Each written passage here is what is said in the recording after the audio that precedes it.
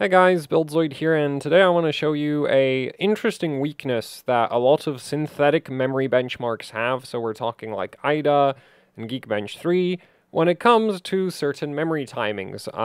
Now, before we get into this, we're going to go over the BIOS settings because that changes how things behave, of course. So we are on a 11900K on a EVGA Z590 Dark motherboard. Thank you to EVGA for providing the motherboard. We're at 5 gigahertz core, 4.5 gigahertz ring.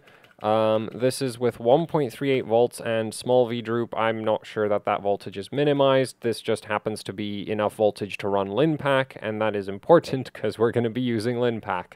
Then we're running kind of a lot of memory controller voltage because we are on some Samsung G-Skill Samsung B-Die memory. That's clocked to 4600, 17, 19, 28 right now. Yeah, right now there's nothing wrong with these timings. They're correctly set, and the timings we're going to be focusing on today is the tRRDS, tRRDL, and the tFAW timing. These three timings sort of go hand in hand. I mean, these two are basically the same thing, just for different different scenarios, and the tFAW is a restrictor for the tRRDs. And that probably didn't make any sense, and I'm not sure how better to explain that. But anyway, so right now we're just going to run some benchmarks with these settings. The G-Skill kit, that's a 3200 CL14 memory kit. It's not stable at these settings. It will not pass mem test, but it's stable enough that we can do a performance demonstration. I could do this at any frequency with any memory kit. It doesn't matter because those three, the tRRD, FAW, and well, actually that's it. The tRRD timings and the FAW, like this applies to every single memory kit of DDR4 ever made, and the capture card is being extremely cooperative, as it tends to be. Interesting that it works a bit better when I'm not streaming. Okay, there we go. Come on, yeah, okay. So first up, we're gonna run AIDA, and then we're gonna run LinPack, and we're also gonna run the CPU test of 3D Mark Time Spy, because that's actually actually a very nice memory benchmark if you have a high enough core count CPU. I think if your CPU doesn't have a lot of cores, it probably won't be too memory bandwidth starved. But yeah, so, you know, AIDA's reporting 72.4 gigabytes per second read, 70.07 gigabytes writes. We have a 69 gigabyte per second copy, or 69.2 gigabyte per second copy. And then we should have a 44 nanosecond latency. Yeah, and we have a 44.4 nanosecond latency, which is within margin of error for AIDA. That tends to go up and down quite a bit. I have when I was gathering the data for this video, I had the latency go all the way from like 4.37 to 4.4 43.7 to 44.2. I don't know why it's doing 45 now. What a horrible benchmark. Like, seriously, AIDA's latency test, like, the thing is, it is admittedly a very sort of sensitive thing to try measure, but yeah, annoying.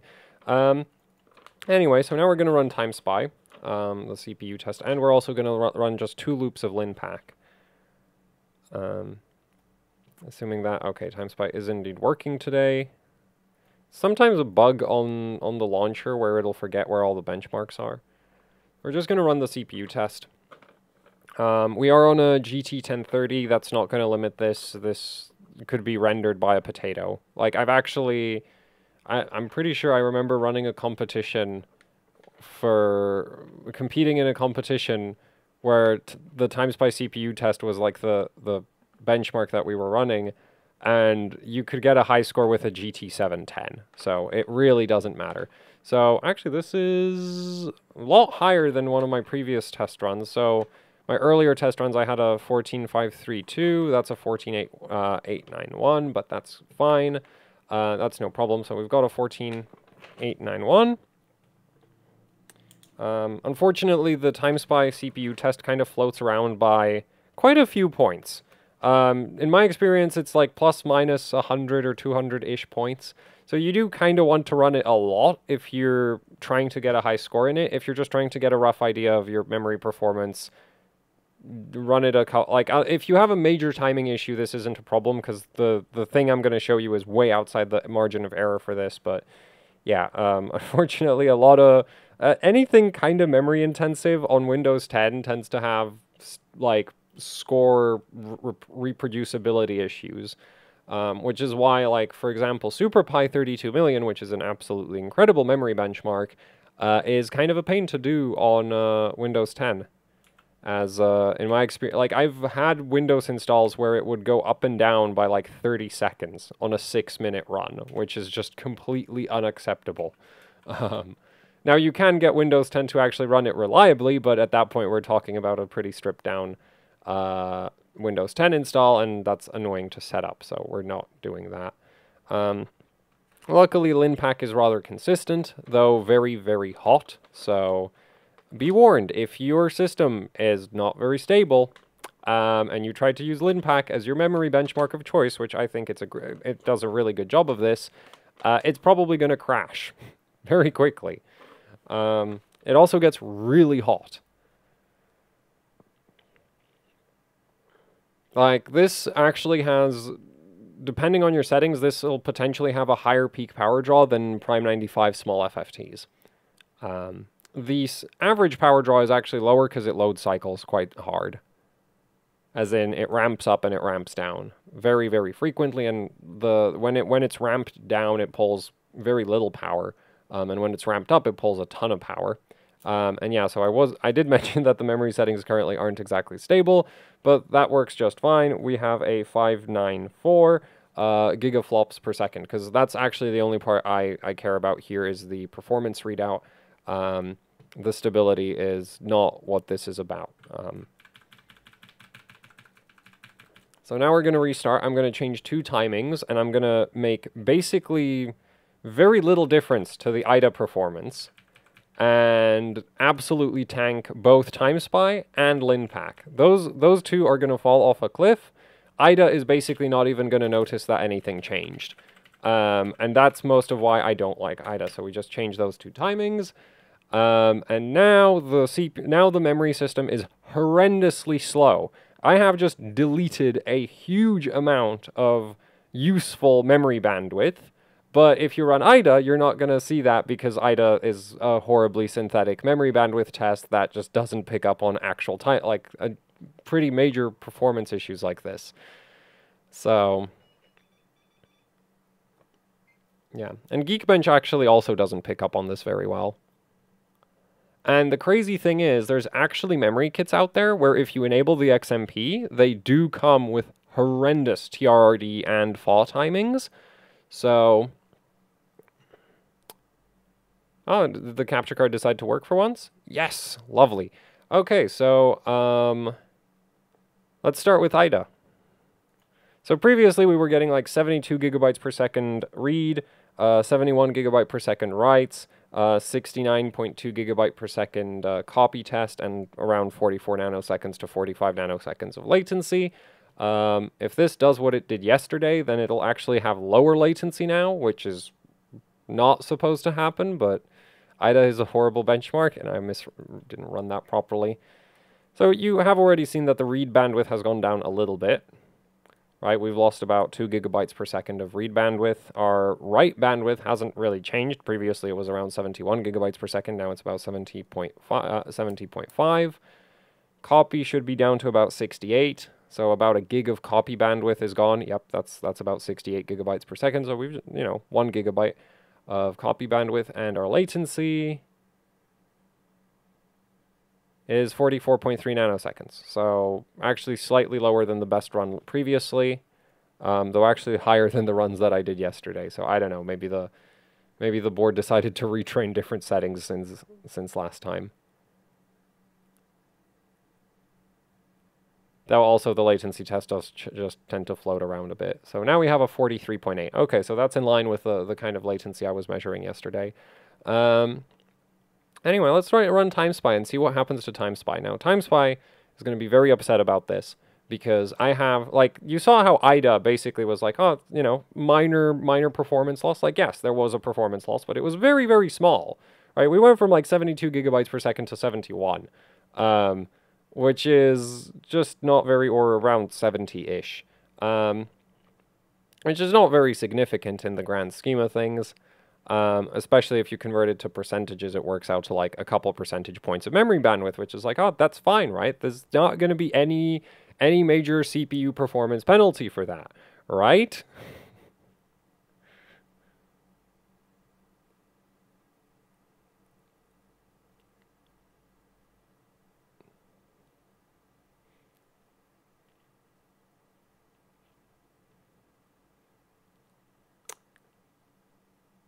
Except we just lost around 2,000 points. Like, previous run was 14,891 points. This run is 12,770 points. That is a huge performance loss. And TimeSpy isn't even the most sensitive of memory benchmarks. It is quite sensitive. In fact, I'd say if you're going to be doing memory performance testing and you have TimeSpy on hand, using the CPU test is a lot better than using like AIDA or Geekbench or anything like that. Because, wait, why did I open AIDA? I know why I opened AIDA, because it's the icon's red, which LinPack's icon is also red. Anyway, now we're going to run LinPack, and LinPack gets very upset about what I've just done to the memory timings. So in LinPack, we're going to see an absolutely gigantic performance loss. We should go from about, so previously we were getting about 594 gigaflops per second. And it is going to take a while to run. Also, the funny thing about doing this to LinPack is because it slows down the workload so much, it actually makes LinPack run significantly less hot. Because the thing that makes LinPack so hot is that it gets the CPU to do an incredible amount of math very, very quickly. But all of that math, like all of the actual data for doing that math, is stored in the memory. So if you slow down the memory, the CPU has to wait for the numbers to show up, and so it slows down and produces a lot less heat. So, yeah. And that's not a good thing, right? Because you don't want your CPU stalling out waiting for memory access, because if it's stalled out waiting for memory access, then it's not doing what it's supposed to be doing. So this is going to take a while now. So yeah, we just went from 594 gigaflops to 496. We've just deleted 100 gigaflops by changing 2 memory timings. Admittedly, a lot. But it's just 2 memory timings, and I've deleted 100 gigaflops worth of performance. Yeah, and AIDA didn't notice whatsoever. AIDA just can't tell that anything even changed. Geekbench actually has the same problem, but we'll see that when I show you the data table that I've compiled of my results that I produced yesterday. So, yeah, I don't think we really need to run this to the second loop. Maybe. Yeah, no, screw it. We're not going to run it to the second loop. You get the idea. The thing is, like, LinPack does ramp up. Like, usually the first loop isn't the fastest. It'll usually be, like, the second or third loop by which you get, like, your full speed, but... actually, okay, we'll let the second loop hit. Like, the first... Like, the thing is, this is a huge difference, okay? So, yeah, you get a 501 on the second loop, so that's what I'm talking about, where it's, like, it speeds up a little bit as it loops, but, yeah, so that's not great. We just, lost a bunch of performance, and AIDA didn't even really register that anything changed.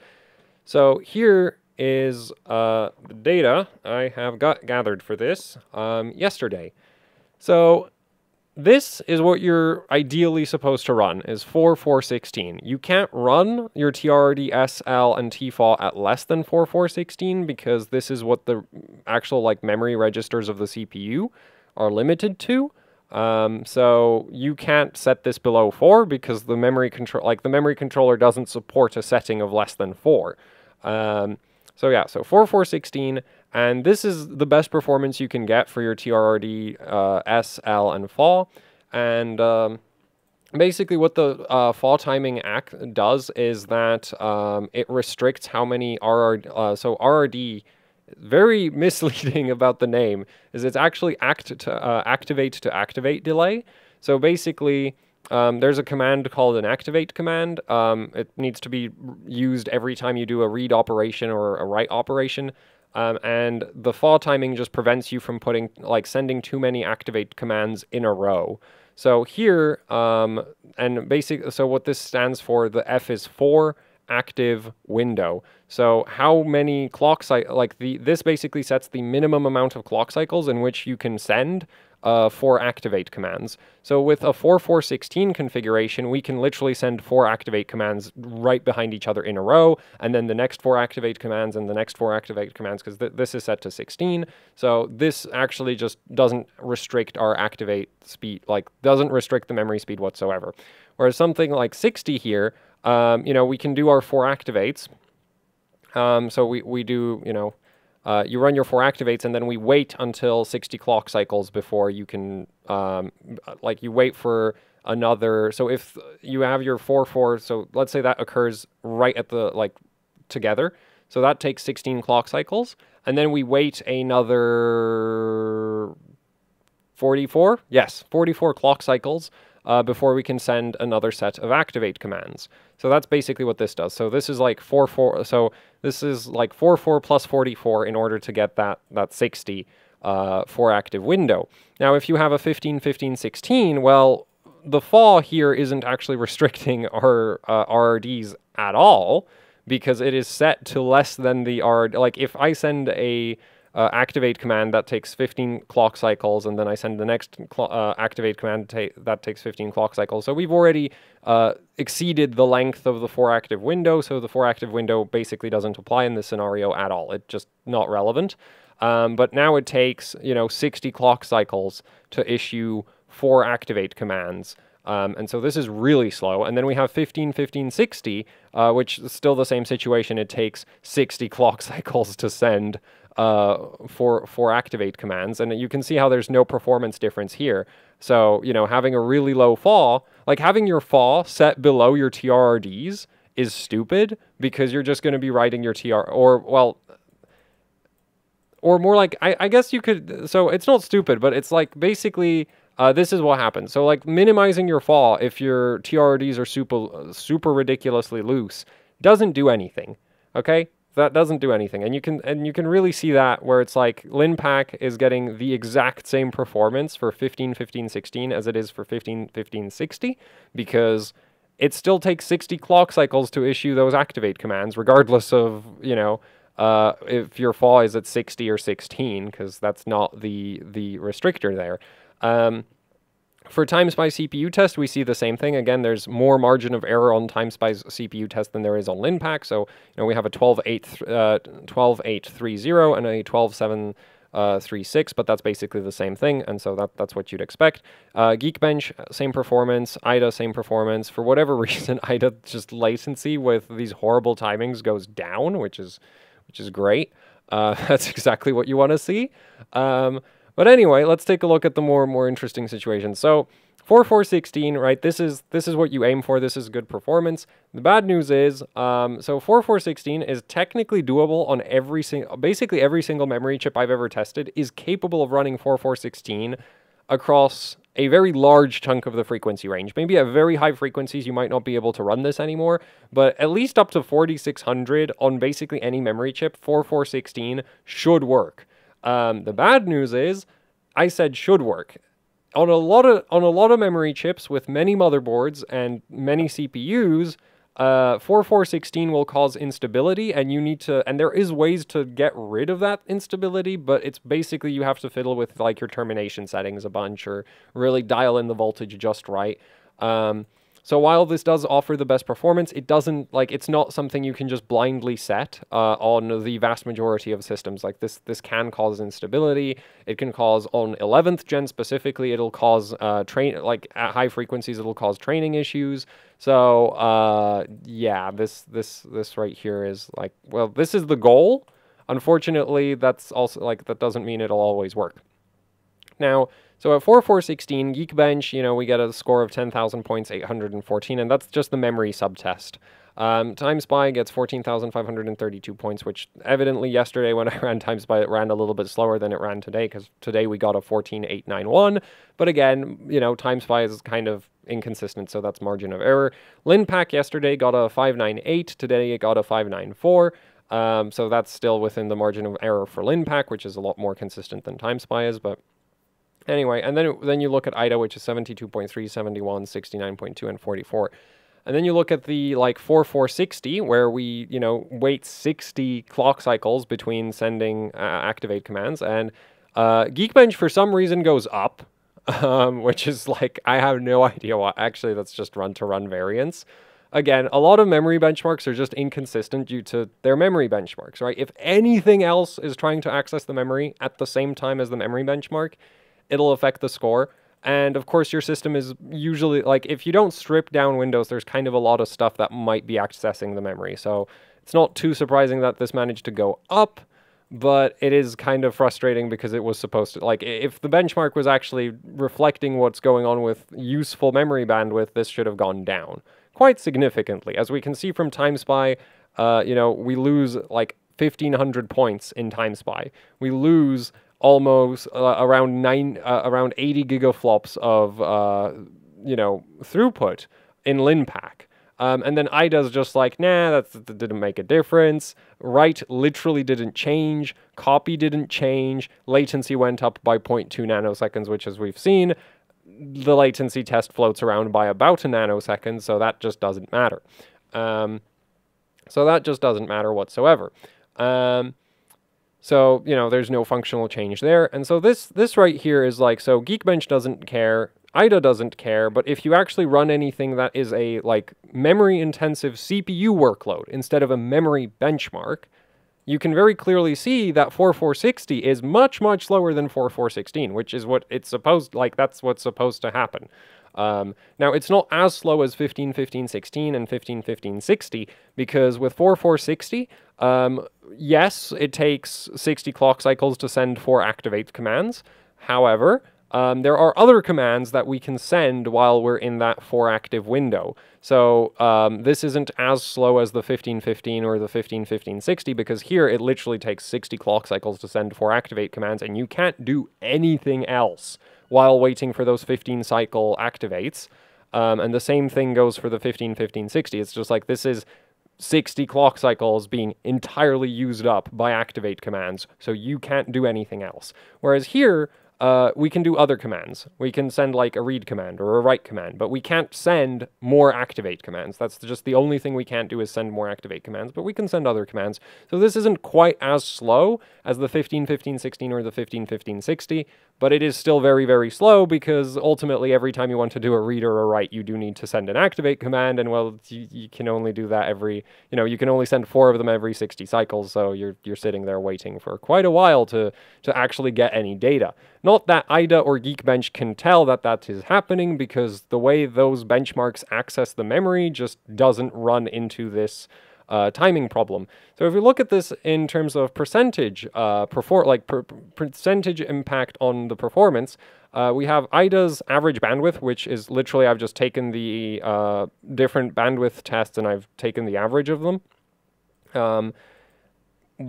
Is this super, this is just to simplify it. Like, I could have done the performance effects per test, but I didn't feel like dealing with that. So anyway, and then we have the performance losses in percentages. So Geekbench, of course, going from 4416, which is like, this performs best. This definitely performs best. TimeSpy, like, the CPU performance is up in both TimeSpy and LinPack. Those are both memory-intensive CPU workloads. So this is actually like, these are not memory tests. These are CPU benchmarks that use the memory a lot, which is, sort of like actually doing work with the data instead of just passing it back and forth.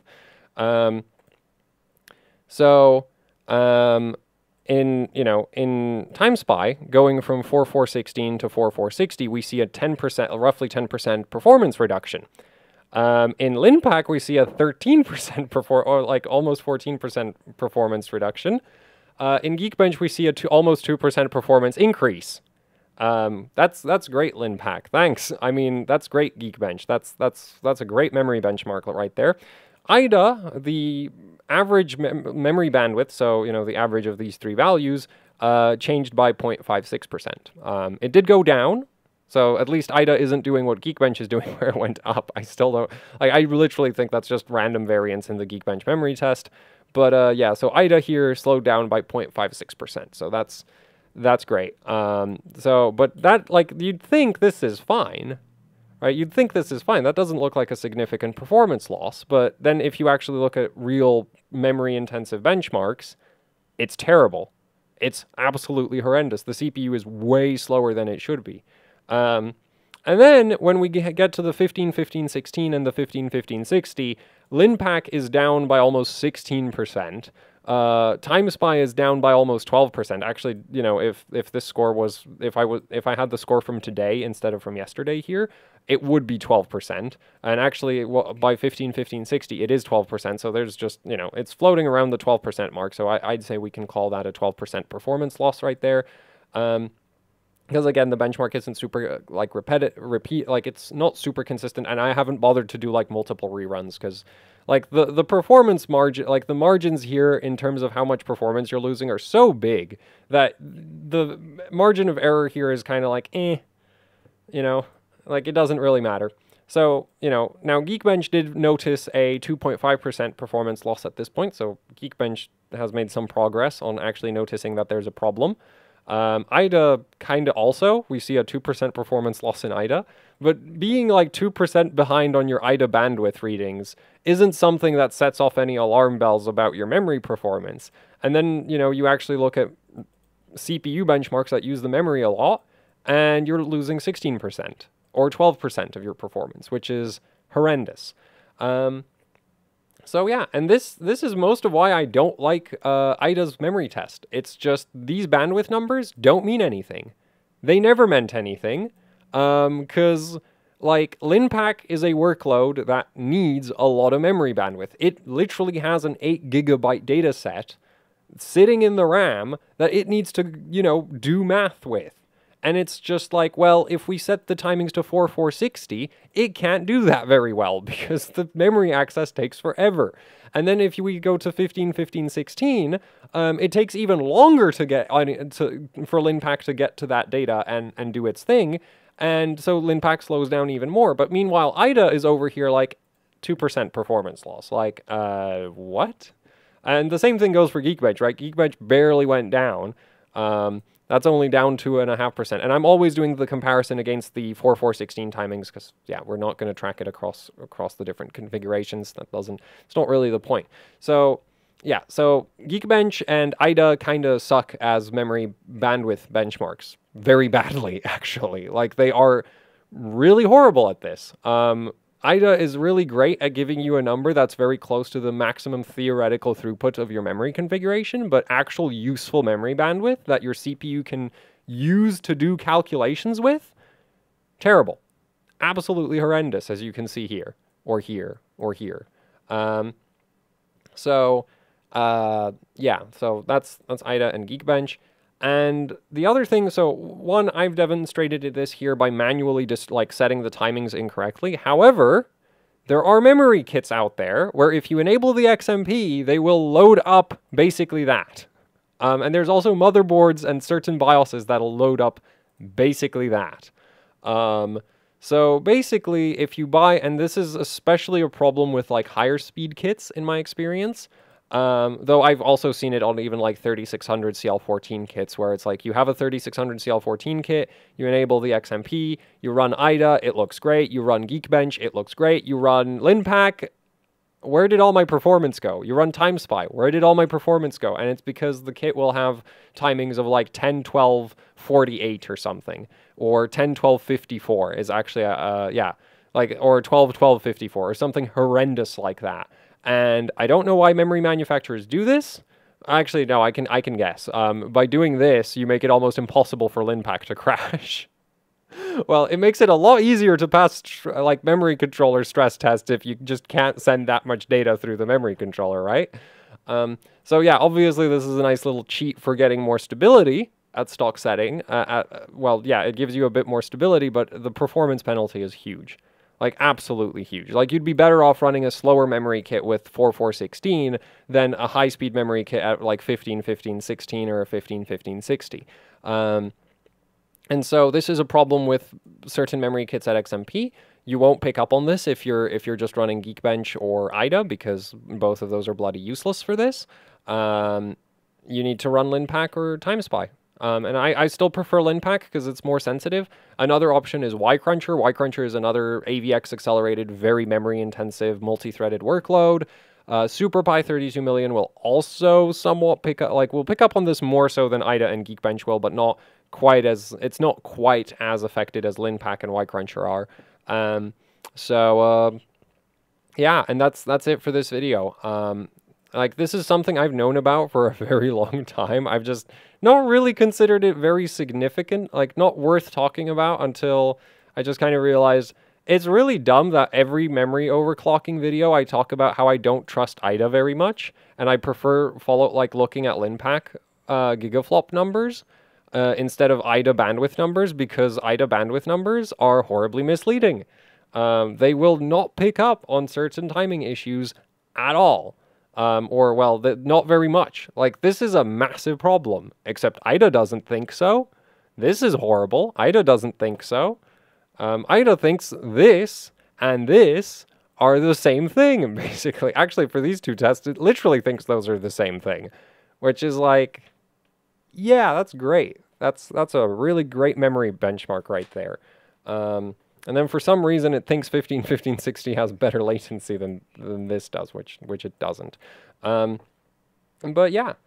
So that's everything I wanted to show in this video. I get, like, do with this information what you will. I guess check your memory settings if you're not sure if your memory is at 1560 or something horrible like this. Timings like 6, 8, 30 or something are actually pretty normal. And again, you can't just drop to 416. This does a lot of the time cause massive instability, especially in my experience on Micron memory chips. If you go from auto settings on Micron to 416, it tends to really upset the memory controller because of termination setting requirements, and yeah, they're not all, like, a lot of the time they're not correct, and it's fine if you're at really loose RRD, like activate timings, but if you tighten them up, then yeah, it causes issues. Yeah, I don't know, this explaining things about RAM overclocking is always so awkward, so hopefully you found this somewhat helpful and it made any amount of sense. Because, yeah, this is why I don't like Geekbench and AIDA. So, there. Thanks for watching. Like, share, subscribe, leave any comments, questions, suggestions down in the comment section below. If you'd like to support what I do here with actually hardcore overclocking, I have a Patreon. There's a link to that down in the description below. There's also the HOC Teespring store where you can pick up shirts, posters, merch, you know, usual YouTuber merch. Yeah, there's a link to that down in the description as well. It would be much appreciated if you check out the Patreon or the Teespring, as they help out immensely with running the channel. And yeah, that's it for the video. Thank you for watching, and goodbye.